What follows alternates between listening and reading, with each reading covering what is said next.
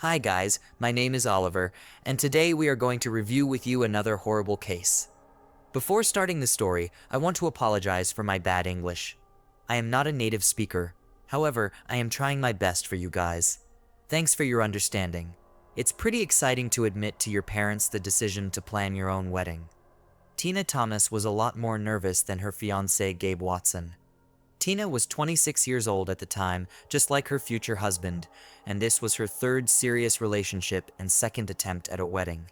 Her first attempt to build a family with boyfriend Scott McCulloch ended in failure.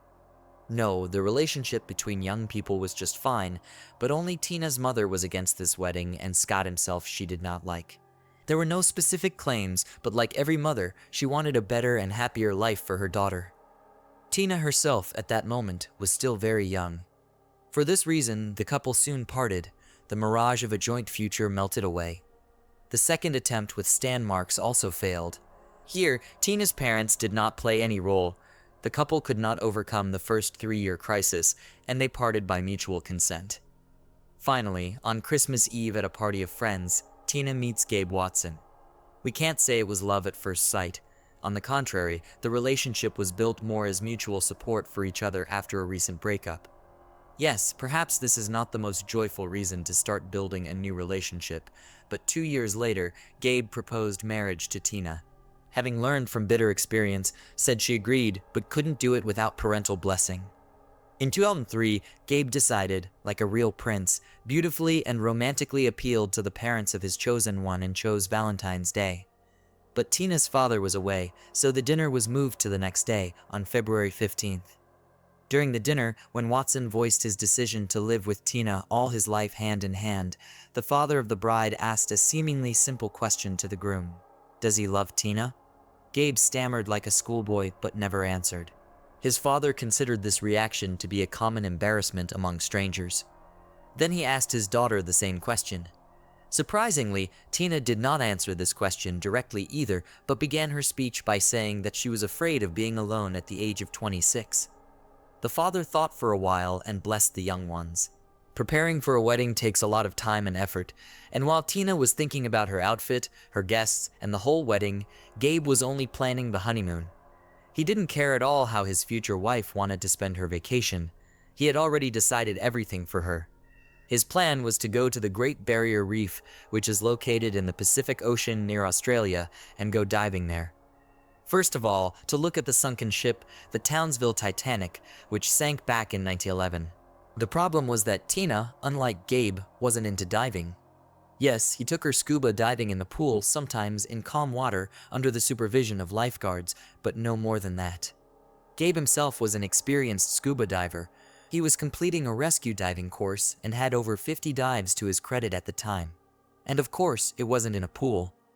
If you don't learn to dive by our honeymoon, I'm warning you right away, you're staying home, walking the dog, or pruning roses in the garden. You're not going anywhere with me, said Gabe. Tina had no choice. In fact, Gabe even took out a loan to buy her own equipment and pay for her fiancé's classes. The first instructor Tina had taken lessons with was disappointed in her skills, and even warned Gabe that his fiancée had absolutely no skills for open ocean swimming. A furious Gabe wouldn't listen to the diving instructor, accusing him of being the one who couldn't explain and refused to continue the class. The second instructor rather quickly gave Tina a credit, although then and noted that Tina does everything from under the stick solely to please her future husband. On October 11th, the young couple finally got married, and after 2 days, Tina and Gabe flew to Australia, spending on a trip of $10,000 which gave them for the wedding. It should be noted that Gabe devoted part of the honeymoon to Tina. They walked around Sydney, visited the Sydney Aquarium and the zoo. Tina was excited, but the closer they got to going to the Great Barrier Reef, the sadder she became.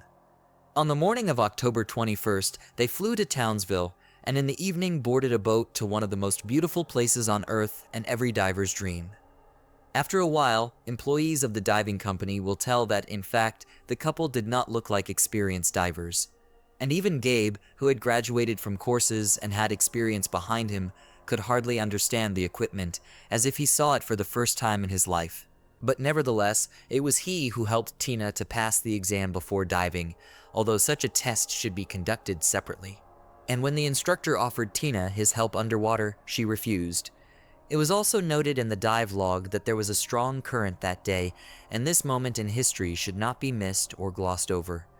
Gabe, as I said, helped his wife sort out the equipment they had bought back in the US and went to get the tanks they had to rent. Gabe took an 11L tank for himself and gave his wife an 8 and 12L tank, which for this place was an extremely small volume, or even dangerous, given Tina's experience, or rather lack thereof. It was not possible to descend to the Townsville Titanic from the first time. Tina asked for additional cargo because she could not dive to depth, and Gabe, at first, did not work underwater computer, which calculates the necessary speed of diving and ascent, as well as shows the amount of oxygen in the cylinders. After returning to the boat, the computer worked, and they tried again. The wreck was 49 ft deep, and Tina was the first to submerge, Gabe swimming behind her. From Gabe's statement at first, everything was fine. At some point, Tina stopped, started waving at me, and later signaled that she wanted to go up. I realized right away that she was just panicking. She used to do that. By this time, we were halfway up, so I decided to calm her down and stay with her at the same depth for a while without further diving, so that she could psychologically get used to the pressure. She continued to breathe very deeply, which was unsafe, and that's when I noticed she was sinking. I tried to grab her belt to hold her down, but she swung her arm so hard that she knocked the mask off my face. While I was putting the mask back on my face, though, it didn't take long. Tina was already too far away from me. For a while, I tried to swim to her, but I was unsuccessful. Then I decided to return to the surface to ask for help from the lifeguards. On the way, I met another swimmer with a narrow set eye, but he paid no attention to my signs for help. Yes, there were 2 Asian men with them at depth, but neither of them confirmed Gabe's words about his request for help. Later, when the police took underwater computer readings, they confirmed that Gabe did try to swim after his drowning wife for a while, but eventually gave up the attempt very quickly. Although the ascent to the surface itself was not an emergency, on the contrary, Gabe surfaced as instructed, stopping at each acquired depth level. As for the other divers, each of them, when questioned by police, claimed that Gabe could have saved his wife, but he simply did not. In addition, this tragic incident occurred at the very beginning of their dive, and therefore Gabe had enough oxygen in his tanks to swim to the bottom and return back to the surface. The rescuers on duty on the ship, as soon as they realized what had happened, immediately went in search of Tina and found her very quickly. But unfortunately, it was too late. Tina was lying on her back with her eyes open under her mask at a depth of 82 ft. Her body was immediately lifted up, and on the deck of the yacht, they gave her artificial respiration for about 40 minutes, but to no avail. Tina died.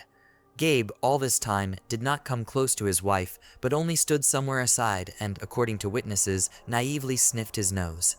The same employees of the company said that the young man, on the way to the shore, smiled at and even played cards with other passengers. Gabe denied this in court.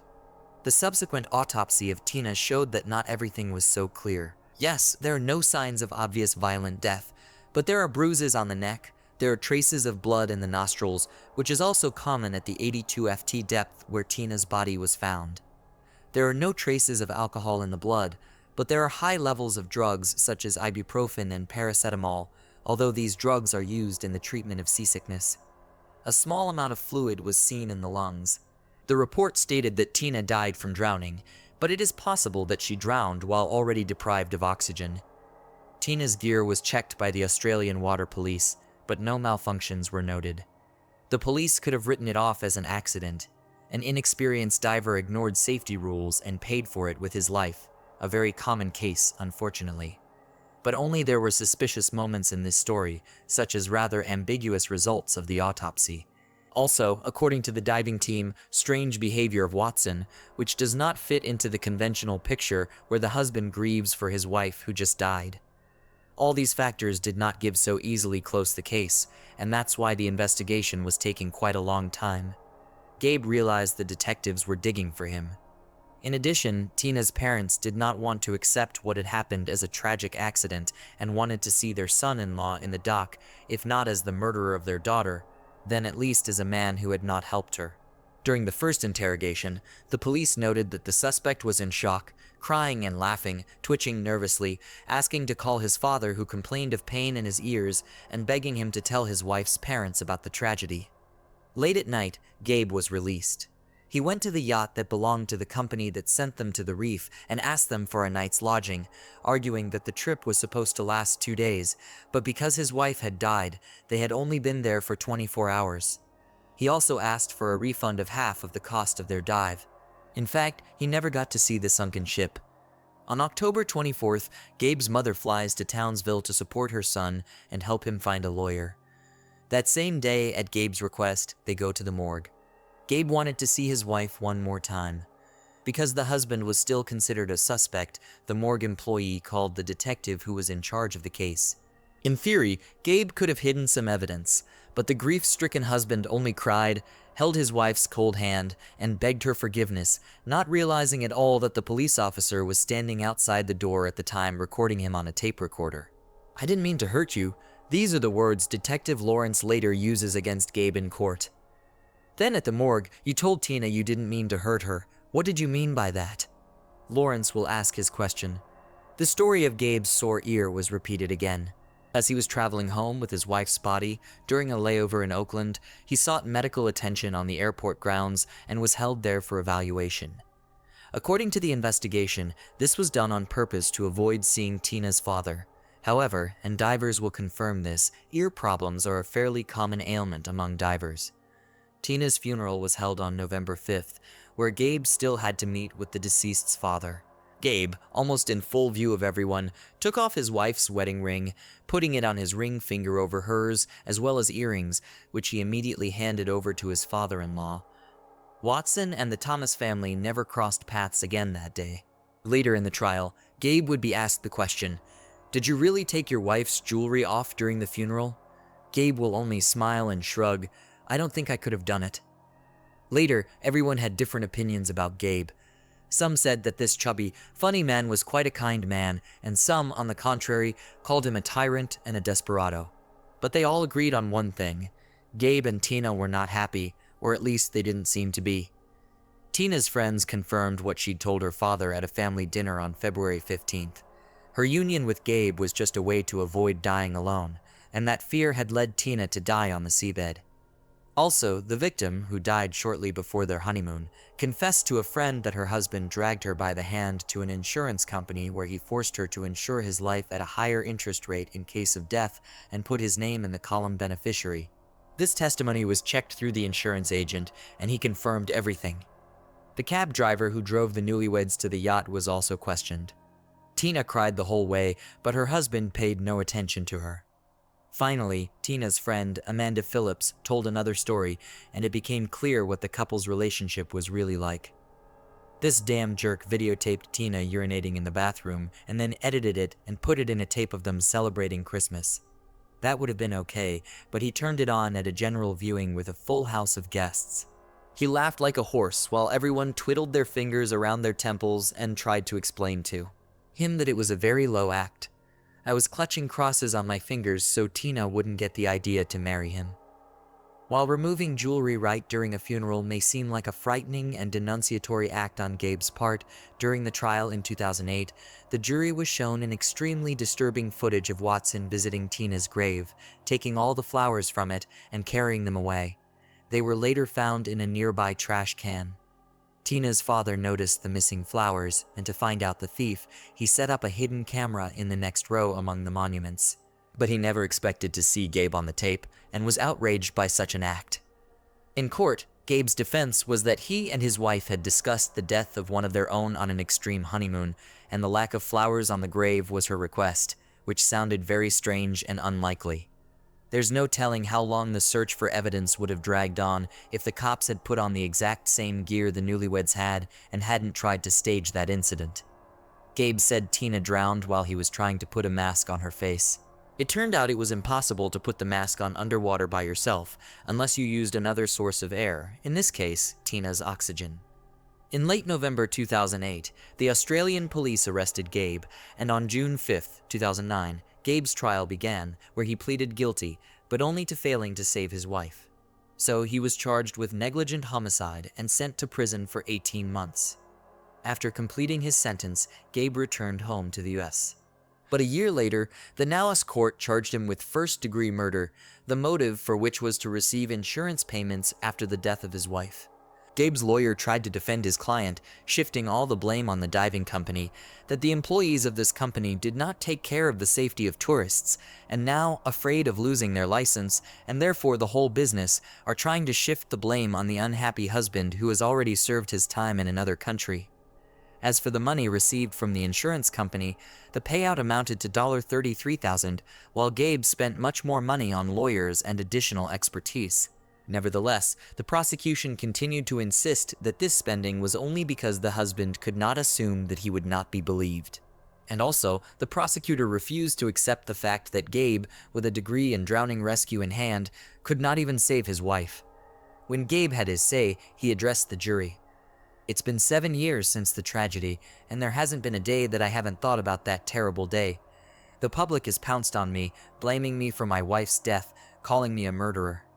There wasn't a single person who looked me in the eye and said, 'Yes, I understand how bad you feel, but it's not your fault.' On the contrary, everyone just wants me dead. And here, I can only understand my late wife's parents. Yes, they will never forgive me, no matter how much I kneel before them, and no matter how much I beg their forgiveness.